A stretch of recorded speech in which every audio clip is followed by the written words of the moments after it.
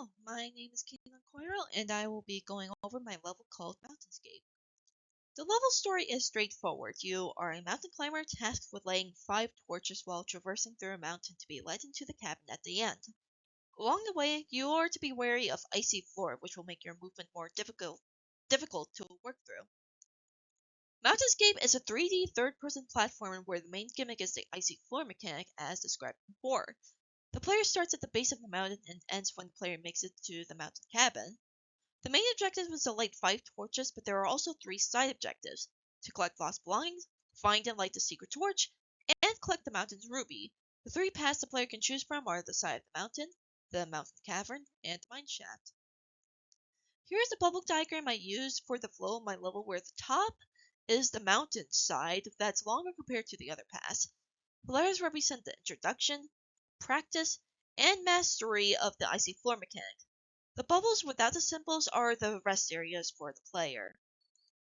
This is the view of the top-down map with the general locations of where the torch, lost belongings, and secret rooms are. And here's the same top-down map again, but with the paths and objectives as shown by the pink dotted lines being the paths, and the orange and yellow dots represent the main and subjective general locations, since respectively they are not to scale.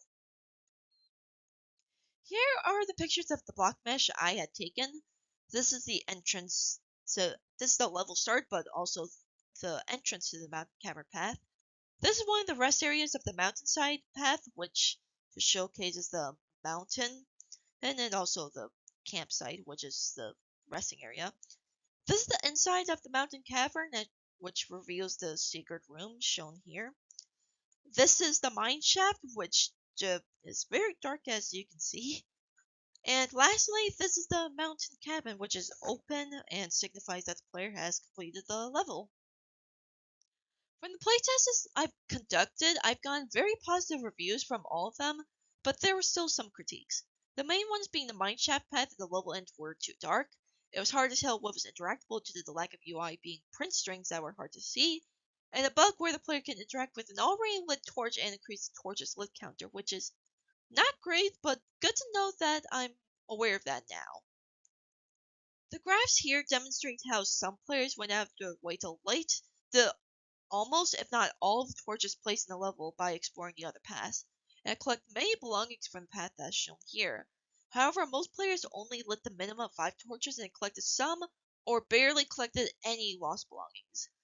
The last 2 charts down here regarding the secret torch and the ruby seem to correlate, as the same amount of people who lit the secret torch has collected the ruby as well, while only one player tester didn't do either. This means that if the player lights the secret torch, they're most likely to collect the ruby as well, which I found very interesting. But with that out of the way, let's go into the level and play through the entire thing. I am back, and I will quickly go over my level as this is already taking a bit. As you can see, there's a small intro with this print string that show the level story, which I've already described, and the controls.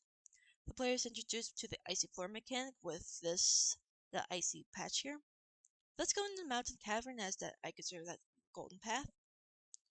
There's a pop-up in the top left corner that show when you're close to an interactable object, like a lost belonging or a torch. As you can see, as soon as I fell in the water over there, I died and immediately respawned, since there is a checkpoint system depending on where you died in the level.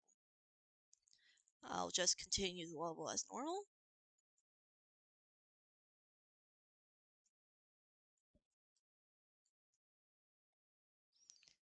And I did not know what happened there, admittedly. That caught me off guard.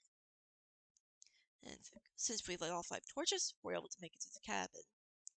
I'll quickly go over the other paths. I'll cut to when I'm back to them, since they're pretty much the same thing except done differently. I am back, and I will go over the mountainside path, which has the same objectives as the mountain cavern, except the it has more platforming, as you can see here. I'm not going to interact with the lost belongings and torches because this is already taking a bit. However, I did not mean to die there. I did not mean to die again. I will, to the best of my ability, show where the secret torch is, which is here. The secret room will be right there, but I won't go in there since it's already taken. But as you can see, pretty much straightforward. Collect the secret torch. Light the torches, collect the lost belongings, but a lot more platforming.